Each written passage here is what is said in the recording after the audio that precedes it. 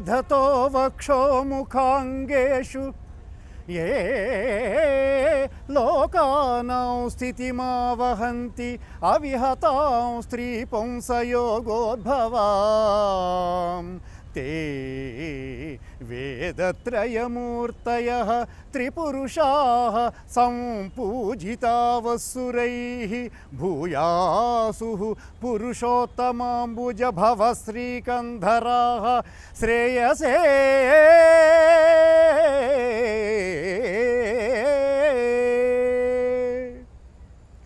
మంగళకరమైన ఈ నాంది శ్లోకంతో నన్నపార్యులు ఆది కావ్యానికి శ్రీకారం చుట్టిన నేల మీద మనం ఈరోజు సమాసీనులై ఉన్నాం.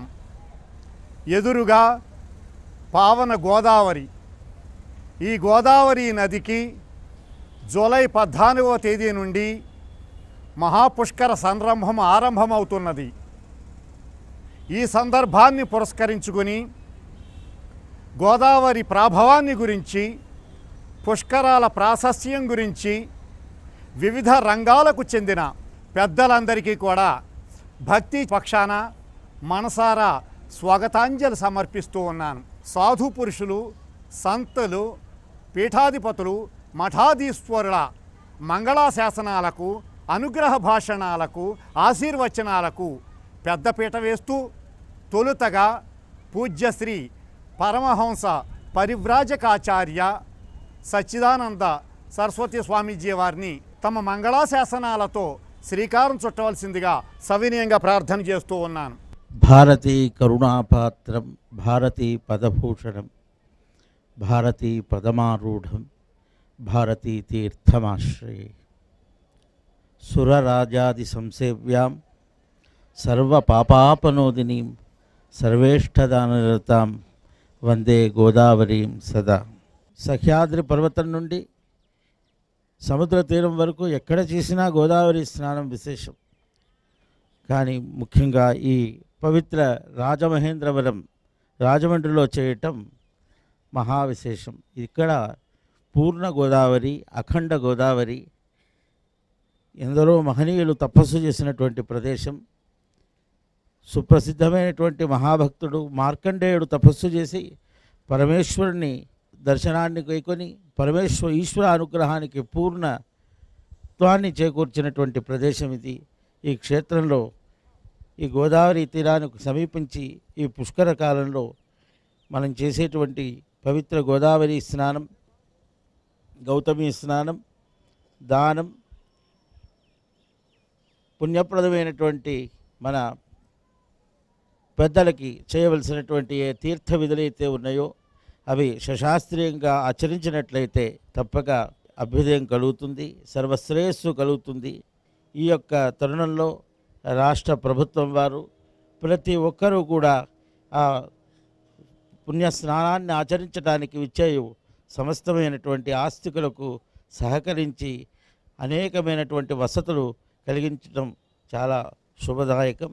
ఈ తరుణంలో ఈ గోదావరి పుష్కర పురస్సరముగా ఈ యొక్క కార్యక్రమం భక్తి టీవీ వారు నిర్వహించటం ఆస్తికులకి ఒక చక్కటి ప్రేరణగా ప్రతి ఒక్కరూ కూడా ఈ యొక్క విశేషాన్ని, కాల విశేషాన్ని, తీర్థ విశేషాన్ని గమనించి ఆ సమయంలో ఇక్కడ స్నానం ఆచరించటం విశేషం.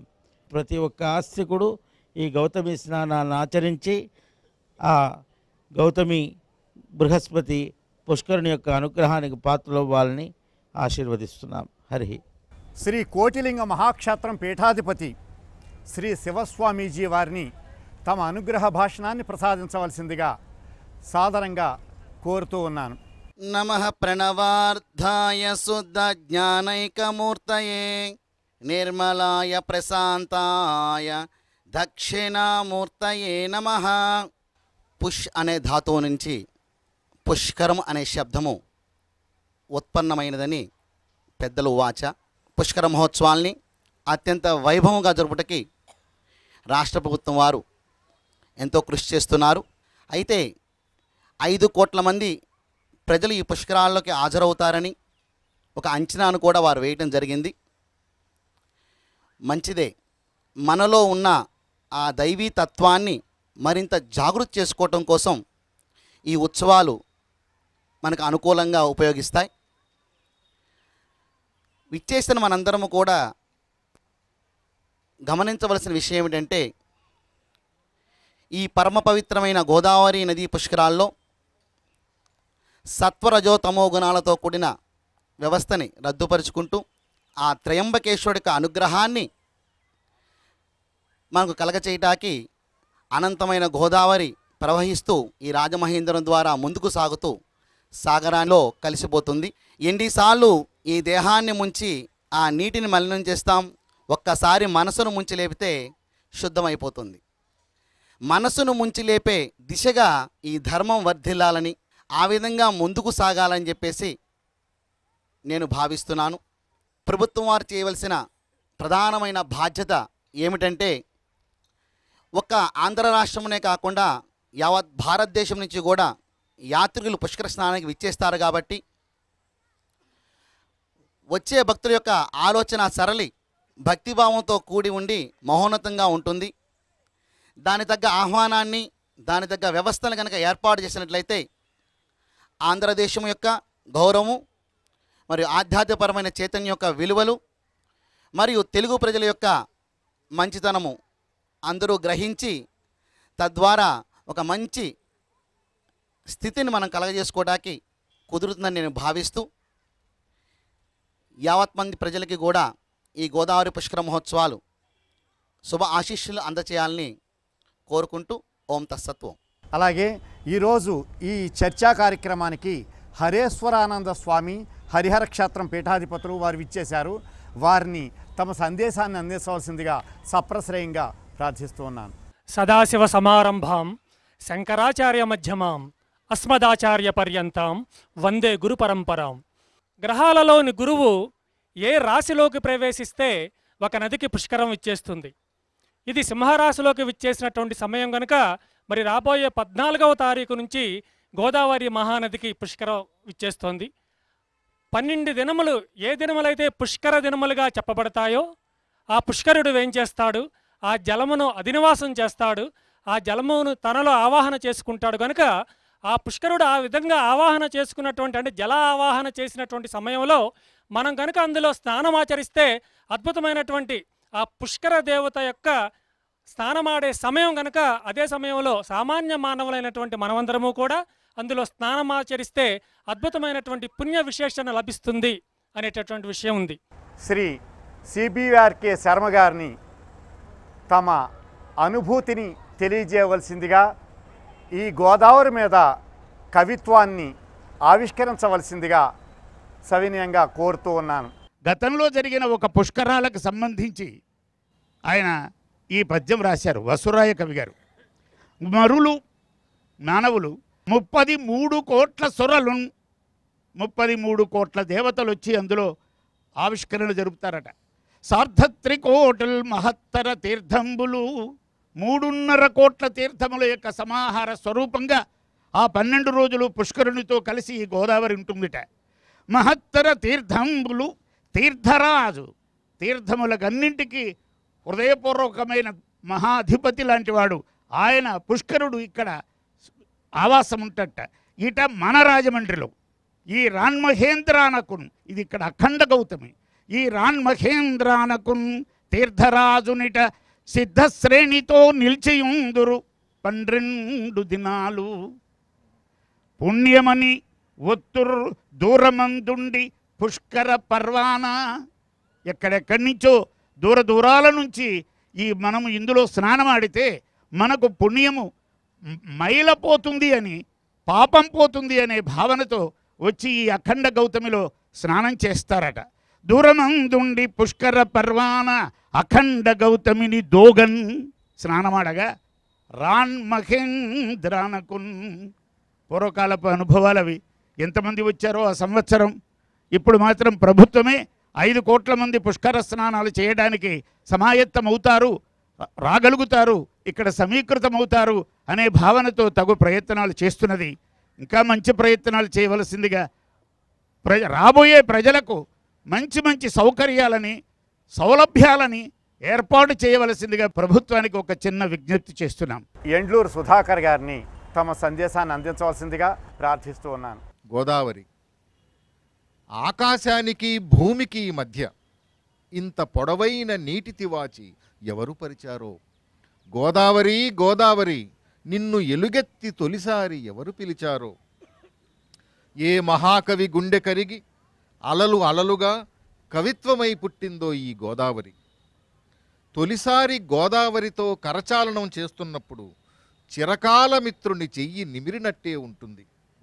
గోదావరి గోదావరి నా బాల్య జ్ఞాపకాల అంతర్ఝరి. నీ ఒడ్డు ఒడిలో తలబెట్టుకున్నప్పుడు అమ్మ దగ్గరే ఉన్నట్టుంటుంది. నీ ఇసుకమేనిపై పొర్లాడుతున్నప్పుడు నాన్న గుండెల మీద ఆడుకుంటున్నట్టే ఉంటుంది. నువ్వు అమ్మా నాన్నవే గోదావరి. చిన్నప్పుడు తెలుగు వాచకంలో దాచుకున్న నెమలికన్ను ఈ గోదావరి. ఇప్పుడు గోదావరి ఒక గొప్ప పదచిత్రం. ఇప్పుడు గోదావరి తెరుచుకుంటున్న ఒక ఉద్యమ నేత్రం. బాసరలో ఆసరగా ఉన్న సరస్వతీ తల్లి గోదావరి. గోదావరి కదిలే ఒక గొప్ప కళాఖండం. చుట్టూ ఆవరించిన నీటి వలయాల మధ్య ఎటు చూసినా పచ్చని అరటి డేరాలే కనిపిస్తాయి. కొబ్బరి చెట్లు గోదావరి తల్లి ముందు ఎదిగిన కొడుకుల్లా కనబడతారు. గోదావరిని ఎక్కడ ముట్టుకున్నా గుండె తడి తగులుతుంది. ఇది భావుకులకు ప్రేమికులకు స్వప్న ప్రవాహం. ఆకాశం చిలకొయ్యకు జిలుగు దుస్తుల్ని వేలాడదీసి తారలు రహస్యంగా గోదాట్లో స్నానమాడిపోతాయి. తారలు రహస్యంగా గోదాట్లో స్నానమాడిపోతాయి. పాపికొండలు గోదావరి పాలగుండలై నిలువెత్తు నీటి దండలై నిశ్చల నీరాజనాలవుతాయి. వర్షాకాలం క్రొత్త గోదావరి చిక్కని ఇరానీ ఛాయిలా ప్రవహిస్తుంది. ఏ కాలంలోనైనా గోదావరి నీటి గుండె పైకి స్పష్టంగా కనిపిస్తుంది. ఇవాళ గోదావరి పాత సముద్రంతో చేతులు కలిపినా రేపటి తూర్పు ఈ గోదావరి. రేపటి కొత్త నీటి కలల చేవరాలు ఈ గోదావరి. ఇంత అందమైన గోదావరిని చూద్దామని ఒక అమెరికా మిత్రుడు వచ్చి ఇలా అడుగుతున్నాడు, ప్రపంచీకరణ అంటే ఏమిటి, ఎక్కడుంది, ఏది చూపించమన్నాడు నా అమెరికా మిత్రుడు. నిండు గోదావరి పక్కన నీటి పొట్లాలు అమ్ముకుంటున్న పసిబాలుని చూపించాను. కొబ్బరి బోండాలు అమ్ముకుంటూ కోకోకోలా తాగుతున్న కోనసీమ కొబ్బరి వ్యాపారిని చూపించాను. పెరుగు పాలు అమ్మేశాక పెప్సీ సేవిస్తూ సెల్లు మాట్లాడుతున్న చల్లనమ్మను చూపించాను. ఇంకేం చెప్పమంటారు, ఇంతకంటే ఇంకేం చూపించమంటారు?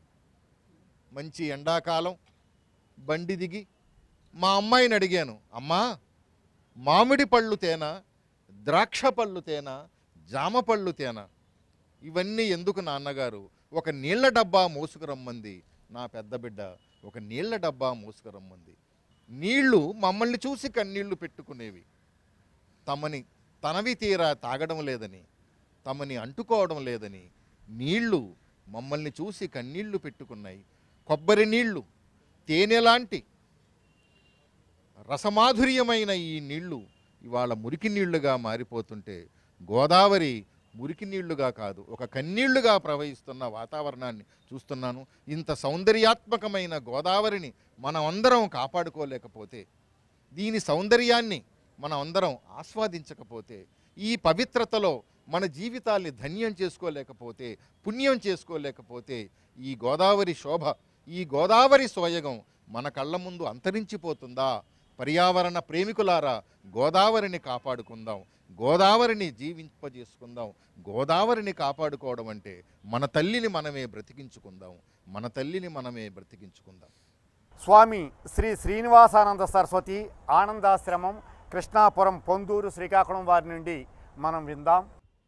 రుచీనాం వైచిత్ర్య ద్విజకుటిల నానాఫతజుషాం నృణామేకో గమ్యస్థమపి పయసా మన్నవయవ అని శివమహిని స్తోత్రములో స్వామిని కొలుస్తూ ఉన్నారు.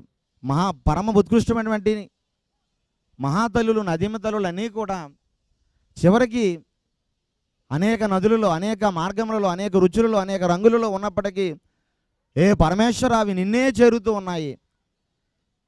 పరమ పుణ్య స్నానాలు నీ దగ్గరికి తీసుకొని పోతూ ఉన్నాయి, మానవులు పునీతం చేస్తూ ఉన్నాయని మహానుభావులు కీర్తిస్తూ ఉన్నారు శాస్త్రాల ద్వారా.